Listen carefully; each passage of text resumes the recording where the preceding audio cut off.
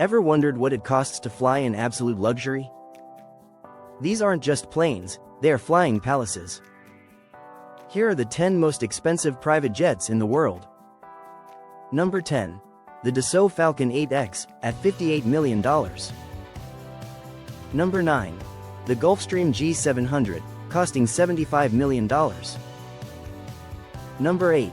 The Bombardier Global 7500, a long-range beast at $75 million.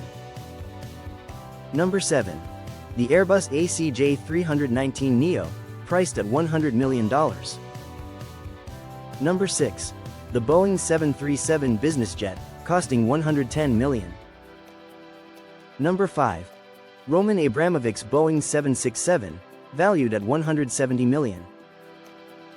Number 4. The Sultan of Brunei's Boeing 747, a $233 million flying palace. Number 3. Alisher Usmanov's Airbus A340-300, worth $400 million. Number 2. The customized Airbus A380, costing a staggering $500 million. And number 1. Air Force One. Valued at $660 million, it is the most advanced aircraft in existence. If money was no object, which one would you buy? Subscribe for more insane luxury facts.